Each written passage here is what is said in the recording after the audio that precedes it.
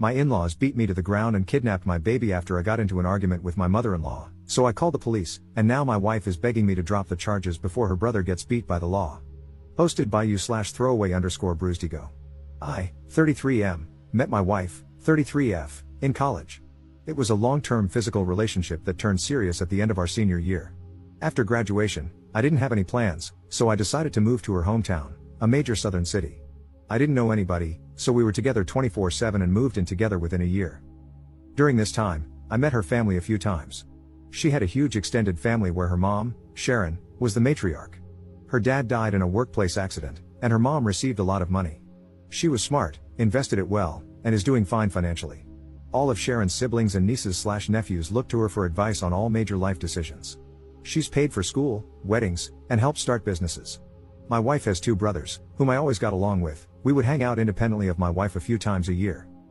We got married after 3 years, and when my son was born, Sharon bought us a house 3 blocks from hers. We had been living in a downtown loft-style apartment, and honestly, this was a relief. But with the house came Sharon constantly being in my life, coming into the house unannounced, giving unsolicited advice, and making snide remarks at my expense. Eventually, 18 months later, we had a blowout fight, and I moved my family across town to an apartment. My wife was pissed, and our relationship deteriorated. Sharon hates me and has turned most of their family against me. I didn't attend any of her family events for over a year. My wife still saw her family, but because I wasn't invited and they were over 30 minutes away, it was much less frequent. Sharon went from seeing her grandson almost every day to once a month, which made her hate for me go through the roof. The incident. My wife had to work, and I was asked to take my son to his cousin's birthday party. The party was at Sharon's house, and if it hadn't been for my son's first cousin, who was only 6 months apart in age, I would have said no. It was tense the moment I walked in. The father of the birthday boy, my brother-in-law, greeted me, but no one else spoke to me. I didn't mind and sat in the corner on my phone.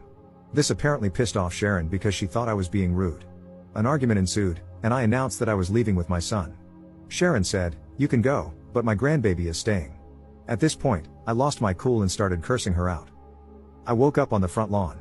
Apparently, my 2 brothers-in-law beat the hell out of me in front of my kid. 2 of her cousins were helping me up and told me just to leave. I immediately called the police and reported that I was assaulted and that my child was kidnapped.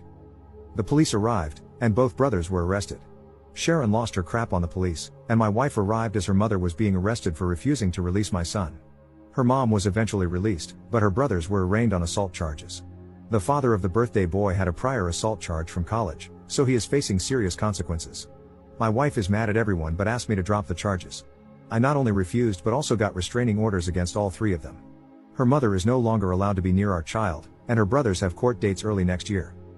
Last month, my wife moved out of the house, and we are now headed for divorce.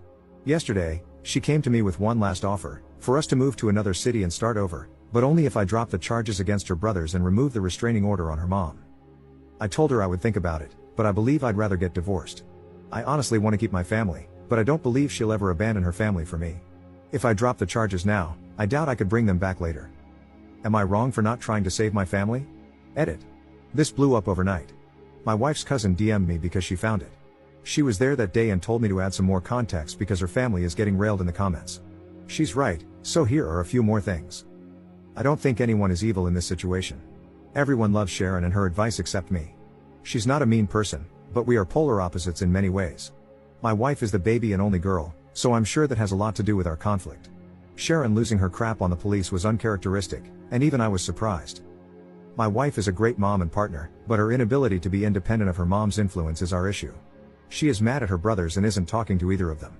She's also mad at her mom for starting the argument and refusing to release our son. She's just trying to find a middle ground. I genuinely think she hopes a fresh start can save our marriage. Until we moved into that house, I would say our relationship was good. As far as her brothers and the assault, I remember the first hit, but I was dazed immediately. The last thing I remember was flailing like a child while getting hit a few more times. What I don't remember is my kid screaming to stop hitting my daddy and then picking me up and dropping me on the lawn like trash. I have to acknowledge that my pride hurt more than my bruises. I genuinely liked both her brothers, and to be fair, F you and Beach came out of my mouth when I cursed out Sharon. I'm not 100% innocent. This is the South, so the police even said, "What did you expect to happen?" I don't know if stopping pursuing this would prevent it from happening again or not. Relevant comments. Commenter. Pressing charges isn't a thing, the state decides. Ops response. I just want to comment on this because it keeps coming up, you are 100% right. In the initial confrontation, the cops asked if I wanted them arrested, and I said yes. I was more bruised than bloody, and they were willing to let it go as a family dispute. That's where the "what did you expect to happen" conversation came from. I'm not pressing charges per se, but I'm not letting it go. I've done 2 interviews with the police and have been fully cooperating. If I stopped, they might drop the charges because they seemed more annoyed than helpful.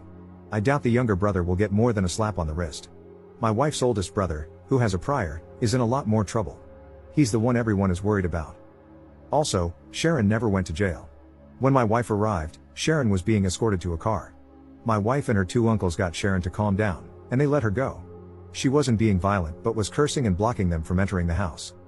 The only positive thing about the arrest, and Sharon's almost arrest, was that it made getting a restraining order way easier. But even that took a month. Also, I had never talked to a lawyer, for any reason, or had any trouble with the police. I honestly don't know how any of this works. I just found out the difference between parole and probation a few weeks ago. Commenter 2. Sharon is not a good mother. Her habit of buying everything for everyone is robbing her grown children of their own achievements, which build character, mental toughness, maturity, and pride in themselves. A better parent would have matched their savings for down payments. Obviously, there was a price to be paid for her investments in their lives. She is able to make major decisions for them. She can walk right in like she owns the place, because she does. It sounds like she is an overbearing, iron-fisted, suffocating presence in their lives. Ops response. I keep feeling like I'm defending this woman, and trust me, I'm not. But she started flipping houses in the 90s before it was a thing. She always kept her job as a nurse while investing in new properties. She helped both of her brothers start their own construction businesses, and 5 of her nieces and nephews now work in real estate. Her 2 smartest moves were: 1, she was an early iPod user from her time as a nurse and invested heavily in Apple stock in 2002, and 2, she pulled out of big real estate investments in 2006, a little early, and sat on her money until 2010. Then she bought up a ton of property. The woman is smart and accomplished, so everyone sees her as this messiah of wisdom.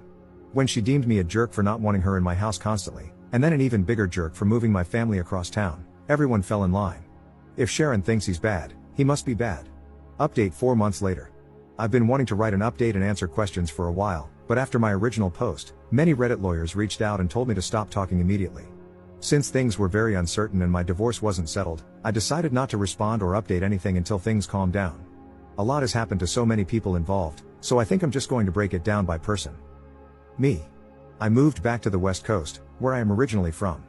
I decided to move forward with the divorce, so I moved home. Furthermore, I had nothing left for me in that city, as I only had a few friends, my son, and a lot of bad memories. My ex and son cried a lot the day I left, and that hurt my soul, but it was best for all parties involved. So, I moved back home to be around my family and my support system. I got a good paying job, and I'll be subletting a 2-bedroom apartment starting next month. My son spent the holidays with me, staying with my parents, and I plan to see him on Easter. Going forward, as laid out in our custody agreement, my son will stay with his mother until he is 12. I'll get him for Easter and summers, and we'll switch Christmas and Thanksgiving every year. When he's 12 and needs a father figure, he'll come live with me until he is 18. I talk to my son every day on the phone for at least an hour, and I'll try to fly out there a few times a year. I can't shake the feeling that a piece of me is missing, and I wish it was just my son, but I miss my wife too. My ex-wife. So, the divorce is basically settled, and I obviously didn't move away with her. In the end, she saw my post and the comments and realized that she shouldn't have asked me to stop pursuing the case. She asked again, saying, we could move and just get away from her family. Too much had happened, and our relationship was a shell of what it once was. We both said and did things we forgave but can't forget. I wish this were a movie and I could just say, love conquers all, or screw her, she is evil, but that isn't real life. I'm torn between both loving this person and knowing we aren't right for each other. While she didn't want to move forward with the divorce, she didn't fight me on it either. We were able to settle everything without lawyers and only use them for paperwork and fine details. We talk daily because of our son, and she says she is doing well, but the last time I FaceTimed her, I could tell she isn't eating. My sister said it's post-breakup hotness, whatever that means, but she looks more sick than hot. She hasn't spoken to her brothers since that day and blames them for a lot of what happened. Her relationship with Sharon is also very strained, and they barely talk as well. Ironically, she is hardly speaking to the family she was so desperately trying to keep together. I honestly wish she would talk to her family again because I worry about her a lot. People were very mean to my ex-wife, saying she was a terrible mother and wife. I think she lives for and would die for her family, and all her actions were to keep us together. She told me her 2 biggest regrets were moving into Sharon's house and moving out of our apartment. Those 2 actions caused most of our problems. She is a great mother to my child, and I will always have her back. The brothers. I didn't expect much in terms of punishment in this case. They both pleaded guilty to simple assault, which only carried minimal consequences. Both brothers spent a night in jail, received fines, and were ordered to attend anger management. The older brother had a prior incident that I mentioned in an earlier post. It was a bar fight in his early 20s, where he hit a guy with a bottle and was charged with assault. Since that case was over 15 years ago, and he's now married, a pillar of the community, etc., he was given probation for a year, and that was the end of it. Both brothers have partners in life, and the older one is married. I've known his wife for many years, and we've always been friendly. Because of the restraining order, both spouses reached out on behalf of the brothers to speak to me. I barely knew the younger brother's girlfriend, but since I knew the wife, I spoke to her. She said both brothers regretted their actions and asked me to lift the restraining order and not pursue charges. We had a brief conversation, but I simply told her that I don't forgive her husband and brother-in-law, and I'm moving forward with both. As we ended the conversation, I told her not to call me again, and I haven't heard from either brother since. I don't know anything beyond what my ex tells me, and she isn't speaking to them. Sharon. So, I did have it out with Sharon, and it went about as well as you can imagine. Here's a little backstory on our relationship. Let's start by saying my ex and her family are devout Christians who go to church weekly. I'm a lapsed Catholic who goes to church 3 times a year. I live a very moral and ethical life, but my belief system isn't centered on the church. Furthermore, I consider myself a moderate liberal, while her family are moderate conservatives. For example, I support the Second Amendment, and Sharon supported gay marriage. Ideologically, we were far apart but agreed on the important things in life. The real problems began when my son was going to be baptized. My mom wanted him baptized Catholic, while Sharon wanted him baptized Protestant. Lots of snide remarks about Catholics were made, but I let it go at the time. My ex and I decided to wait and let our son decide, which Sharon hated. When my ex started going back to church and I wasn't in attendance, that further widened the divide. Her family would go to Sharon's or someone else's house after church for lunch or dinner, and I either showed up later or not at all. Every time Sharon didn't agree with the decision we made as a couple, especially regarding our son, she would start leaning on my wife and pressuring her behind the scenes. We would literally make a decision, and she would go to her mom's house and then come back with a different opinion. The most frustrating part was that she stopped trying to talk to me at all. She would literally just call my wife and get her to change her decision. The big fight that led to us moving out happened when my son wanted to play soccer instead of football, but my wife's family is a huge football family. We agreed that he wouldn't play football because he didn't want to, and we had concerns about CTE. One day, my wife came home and did a complete 180, saying she had signed him up for football. We started arguing, and Sharon came into the house unannounced and joined the conversation, saying, "We decided it would be good for him." I got pissed and told them that Sharon was not my son's parent and that my ex shouldn't be so weak when her mom pressured her to do something we had already decided against. Then she said the words that sealed the deal: "My opinion should matter." I bought the house. That night, I started looking for a new apartment and never looked back. When we talked, neither of us raised our voices, but it wasn't a nice conversation. I started by apologizing for calling her a bitch, and she apologized for trying to keep my son without my permission. She flat out told me she wished my daughter had never met me and that I'd ruined her family, that her sons now have criminal records, one already did, and it's all my fault. She then started crying about not seeing my son and how she lost her only daughter. I told her she was manipulative and used her money to control the family, and that the only reason she didn't like me was because she couldn't control my decisions like she could with her weak-willed family. I also told her that she consistently overstepped her bounds regarding my child and marriage, and she put her own selfish interests ahead of her daughter's happiness. After spending an hour calling each other jerks in different ways, we ended things in the same place. In the end, I told my ex that her mom could see my son because Sharon loves him unconditionally, and he loves her. Call me stupid, but I think family is a big part of your upbringing. My mom isn't around him enough, and every child needs a good grandma. My ex said she has attended a few family events that were hard to avoid: weddings, funerals, Thanksgiving, but she leaves when her brothers come, and my son doesn't leave her side. Sharon has seen my son, and he has played with his cousin, the birthday boy from the original story, but for now, she's keeping him from the family. My son. He's having a hard time with everything. It's not the fight, he thinks we were wrestling. He misses me a lot and cries during some of our phone calls. He's in therapy, and all the sessions are about missing his dad and why we can't live together. It's been a few months, and it's slowly getting better, but we ruined his childhood, and I take my share of responsibility for that. The cousin. She is my wife's first cousin, but they are more like sisters. Sharon is her aunt by marriage, and she was the first to warn me about the family. She was also eviscerated in the comment sections for having me add to the story. She told me I was out of line for calling Sharon a bitch but didn't feel I deserved to get beat up. Likewise, she grabbed my son when the fight happened and took him away. She was the one who told my son we were wrestling, and she called my wife to come immediately. When Sharon was being handcuffed, the cousin came outside holding my son. I told her to give him to me, but she pointed at my swollen face and asked if she could hold him. I trusted her enough in that situation to care for my son, so I respected her enough to add those details. She didn't deserve the hateful comments either. Conclusion. In the end, everyone in their family read the original post, but due to the divorce and assault cases, no one directly contacted me except my ex. It wasn't a hit, to say the least, but I only care that it hurt my ex's feelings. I think seeing everything written out from my perspective opened her eyes. Obviously, some things were left out, and broad strokes were used to explain complex situations. In the end, she said I didn't lie, but she thinks I painted her family in a horrible light. We considered writing a joint update, but we aren't communicating enough to make that happen. I told my ex about this post and asked if she wanted to read it before I posted it, and she told me to write whatever I want. Nobody won here, we all lost. I'll try to respond to questions I think are relevant. Relevant comments. Commenter. I understand everything else, but did you really have to abandon your kid? Ops response.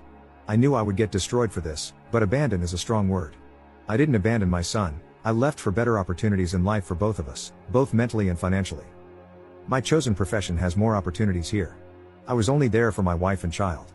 My career picked up during the pandemic because I could work remotely, but in-office work is becoming mandatory again. I was already going to have to quit or move companies, so the timing was right. Also, my mental health is 10 times better now that I have left the city. For months, I gave my child fake smiles while trying to be a good father. I was a shell of the man I wanted to be. I'm still broken by what happened, but I'm in a better place mentally, and in the long term, I'll be better off financially. Adding more context in a different comment to the same question. I was responding to something else you wrote, but saw that you responded to this. Your assessment of my situation is understandable, but me working for less money and being constantly unhappy isn't good for my son. If I could have stayed in state, trust me, I would have, but the economy is screwed. I used all my savings to continue paying bills and lived with my parents for free to start over. Maybe I could have found happiness there, but I didn't see it happening. We are co-parenting the best we can. Commenter 2. Children don't need a father figure until they are 12 and stop needing their mother at 12? Ops response. Of course, a child is always better off in a two-parent household. We are now on opposite sides of the country, and as parents, we decided that having him split his year wasn't a good idea. Her brothers and I both started being rebellious at 12, so we decided that he needed to live with me full-time at that age. Commenter 3. Dude, I'm sorry to break it to you, but children would prefer a broke and unhappy dad over a dad living thousands of miles away, every single time. And as someone with older children, trust me, work won't make up for not seeing your son grow up. I would honestly try to swallow your pride and reconcile with your wife, who is clearly missing you badly, and suggest that you all move out to the West Coast. You will have plenty of opportunities to do so when you fly back, and this doesn't need to happen immediately. Ops response. Reconciliation isn't in the cards. Sharon was the root of many problems, but not the only one. Broad strokes over complicated issues. I wasn't broke, I was broken. My son deserved better than what I was giving him. Only time will tell how this turns out. If things go downhill, I would move back in a second, but I think this is my best decision for right now.